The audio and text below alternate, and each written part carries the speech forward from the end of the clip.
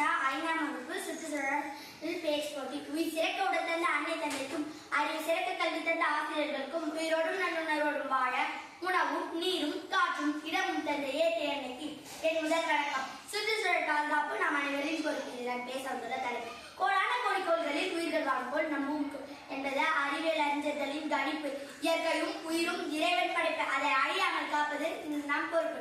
நமது பூமியும் நீலக்கோள் கடலால் சூழப்பட்டுள்ளதா பசுமை ஆடை மரங்கள் நிறைந்த மலைகளால் இன்று அதிகாலை அவளின் கண்ணில் வந்தால் கருநிற காலியாய் மாசடைந்த ஆடைகளில் கலையடைந்தது. ஏன் தெரியுமா? நேற்று நான் சென்ற வழியெல்லாம் எங்கும் குப்பை, நெகிழி பைகள், மண்ணின் நிறமே தெரியாமல் மக்கா குப்பைகள், ஆறு ஓடியது சோப்பு போன்ற நுரையுடன் தொழிற்சாலை கழிவுகளா. தெரு ஓரங்களில் மரங்கள் இருந்தன, ஆனால் இலைகளில் பசுமையே இல்லை. வாகன புகைகளில் கார்போர்டு துகள்கள் தூசு படிந்தது. இத்தனை அழைப்புகளில் சுமந்து கொண்டு சுவாசிக்க இயலாது. வரேனா உடன் பூமி தாய் என் கனவில் வந்தார். நான் நினைத்துக் கொண்டேன், ஐயோ ஏன் இல்லை இயற்கை அன்னைக்கு கல் தோன்றி மண் தோன்றி காலத்தில் இருந்து முன் தோன்றி உயிர்களுக்கு உண்ண உணவும் இருக்கிடம் சுவாசிக்க நீரும் சுவாசிக்க காற்றும் குடிக்க நீரும் தந்த காற்று இயற்கை அன்னைக்கு நாம் என்ன தந்திருக்கிறோம்? எதுவும் தராவிட்டாலும் பரவாயில்லை. எத்தனை இயற்கை சிற்றங்கள் வந்தாலும் அவளை சமாளித்துக் கொண்டு தன்னை சீர் செய்து கொள்வார். ஆனால் நாம் நம் பேராசினாலும் அலட்சியத்தினாலும் செய்த கேட்கள் அவளை நிறை குறைய செய்துவிட்டவே பூமாலை சுட வேண்டிய பூமி தாயின் மேனில் குப்பை அளவா உற்பத்தி செய்து கொட்டி வைக்கிறோம். பன்னீராலும் ஆனந்த கண்ணீராலும் கழுவ வேண்டிய பாதத்தை ரசாயன கழிவாலும் அல்லவா புண்ணாக்குகிறோம். பூக்களின் நற்குணங்களாலும் குளிர்ந்த தென்றலாலும் முரட வேண்டிய மேலானை வாகன புகையாலும் பிளாஸ்டிக் எரிப்பதனால் அவளின் ஓசோ நாடில் ஓட்டை அல்லவா போட்டுக் கொண்டிருக்கிறோம். நாம் ஒவ்வொருவருமே மனாடையை துக்கில் இருக்கும் துச்சாதனர்களாக மாறிக்கொண்டிருக்கிறோம். இன்று அவள் தன் கண்ணீரை திறக்கும் கைகளை தேடிக் கொண்டிருக்கிறார். ஆனால் எக்காலவிலும் பேராசையினாலும் தான் மட்டும் ஆதார் போதும் என்ற சுயநலத்துடன் தேவையின்றி மரங்களை வெட்டி சாய்ப்பதும் ஆற்று நீரில் சாக்கடை கலப்பதும் தொழில் வளம் என்ற பேரில் உயிர் வழியை காலி செய்வதிலேயே குறியாயிருக்கிறோம். இதை அறிந்து மரியாதவர்களால் சுற்றுச்சூழலை மாசுபடுத்துகிறோம் என்ற குற்ற உணர்ச்சி சிறிதுமின்றி நாமும் தெருக்களில் குப்பைகள் போடுகிறோம். கைகள் கூசாமல் குளத்தில் நெகிழ்ப்பைகளை வீசுகிறோம். அங்கு துர்நாற்றம் வீசும் என்று எண்ணாமல் மரங்களை வெட்டி சாய்க்கிறோம். மழை குறைந்து நிலம் இடிக்கும் என்று அறியாமல் பிளாஸ்டிக் பொருட்களை தினம் எரிக்கிறோம். அது அமில மழையால் மீண்டும் போடும் என்று உணராமல் இன்றென்னும் விழித்துக் கொள்வோம். இத்தகைய இயற்கை அழிவு செயல்களை கைவிட்டு அவள் கண்ணீரை திரிக்கும் கைகளாய் மாறுவோம். மாணவர்களாகிய நம்ம இயற்கையை நிச்சயம் பார்க்க முடியும் என சூழ் உரைக்கிறோம். ஐயா, உங்களை குப்பைகள் போடாதீர்கள் என்று சொல்லவில்லை, குப்பை தொட்டியில் போடுங்கள் என்கிறோம். குப்பை தொட்டியில் போடுங்கள் என்கிறோம்.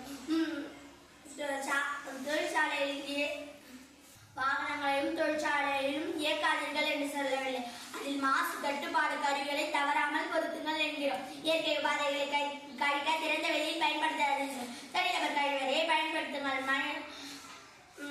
மரம் வெட்டு முன் 10 மரங்களையாவது நட்டு வளர்த்து விட்டு வெட்டுங்கள். பிளாஸ்டிக் டயர்களை எரிக்காதீர்கள். மறுசுழற்சி செய்யும் கலாய் மழையாய் குவிக்காமல் தேவைக்கு தயார் செய்யுங்கள். அழகிற்காக அலங்காரத்திற்காக செயற்கையாய் மரங்களையும் செடிகளையும் கொடிகளையும் நட்டு அதில் பிளாஸ்டிக் பூக்களை சொருவதற்கு பதிலாக வீட்டுகளில் தொட்டிகளில் 1-2 கற்றாழை கருந்துளசி தும்பை தூதுவளை நட்டாலாவது ஆரோக்கியத்திற்கும் சுற்றுச்சூழலுக்கும் பயனாக அமையும். சந்தித்திருப்பதற்கும் சாத்திரம் கற்போம் என்றான் பாரதி. அதுவே அன்று சுற்றுப்புற தூய்மையை பேண பெற்கும் குப்பைகளை இம்மக்கும் குப்பை மக்கா குப்பை என பிரித்து போட்டாலாவது அதுவும் ஒரு சாத்திரம் என்றே நான் தெருவெல்லாம் மரமலர் என்றான் பாரதிதாசன். அதுவே ஓசோனோட்டையை தடுப்பதற்கான வழி என்றே நான் இன்று இந்த பூமியில் உள்ள நிலமும் நீரும் காற்றும் இயற்கை தமக்கு கொடுத்த கொடை. அதை அப்படியே அடுத்த தலைமுறைக்கு விட்டு செல்ல வேண்டியது நம் கடமை. அதை விடுத்து நம் சுகத்திற்காக சுரண்டு மட்டும் சுரண்டி விட்டு அடுத்த தலைமுறையினர் வாழ செவ்வாவிலும் நிலாவிலும் புக் செய்திருக்கார் என்ற மாற்றட்டுவது எத்தனை பைத்தியக்காரத்தனம். கண்ணீரையும் விட்டுவிட்டு சித்திரம் வாங்கினால் சிரிக்க மாட்டார்களோ? என் அன்னையின் மடியில் உறங்குவது அல்லவா எனக்கு இன்பம். தங்கத்தால் செய்திருந்தாலும் கூண்டு தானே. என்னதான் அறிவியல் வளர்ச்சி அடைந்திருந்தாலும் ஆடம்பரம் கிடைத்திருந்தால் அந்த மிட்டாட்டம் தானியாலும் ஆரோக்கியமே நாம் இன்னும் இயற்கை தந்த கனியிலும் கிழங்கிலும் தானியத்திலும் காயிலும் தான் உள்ளதே என்று செயற்கை தந்த எதிலும் நம் உடலை வளர்க்கவும் முடியாது, உயிரை தங்க வைக்கவும் முடியாது என்பதை உணர்வோம். காரை அடிக்கமாடி வீடு ஏவுகணை ராக்கெட்டு எப்படில கொட்டிய கொடுத்தா செயற்கையா பெற்றுக்கொள்வாங்க. அவங்களால ஒரு வேளை பழைய சொற்றையும் மாங்காய் ஊருக்க உண்டு பண்ண முடியுமா? உண்டு பண்ணினாலும் உண்ண முடியுமா? வயிற்றுக்குள்ளதான் தள்ள முடியுமா? அப்படி தள்ளினாலும் அப்படியே வெளியே வருமா? முடியலன்னா பரலோகம் தான். இயற்கை தான். இந்த இயற்கை இனிய வயல்கள் நெடிய புயல்கள் கொண்ட எந்நெரும் பெரும் நாடு. இது கனியும் கிழங்கும் கணக்கின்றி தரும் நாடு. இதை அழைக்க நினைத்தால் வரும் பெரும் கேடு. மீறினால் ஆசை மிஞ்சினால் நிற்க வருவோம் மோடு. பெற்ற ஆரவாரங்களாம் செயற்கையை தவிர்ப்போம், இயற்கையை மதிப்போம். இயற்கையை மதித்து வாழ்ந்த நம் முன்னோர்களின் வாழ்க்கை சற்று கடினமானதும் தான், நிலையானது, ஆரோக்கியமானது, மகிழ்வானதும் கூட. எனவே மாறுவோம், இயற்கைக்கு மாறுவோம். வீட்டினையும் நாட்டினையும் தூய்மையாக வைத்திருப்போம். நெறியையும் புகையையும் முற்றிலும் தவிர்ப்போம். புகைகள் புகாத காற்று, மரம் நிறைந்த நிலம், கழிவுகள் கலக்காத நீர், பசுமை நிறைந்த சுற்றுச்சூழல், வளமான வருங்காலம் என உறுதியேற்போம். நன்றி, வணக்கம்.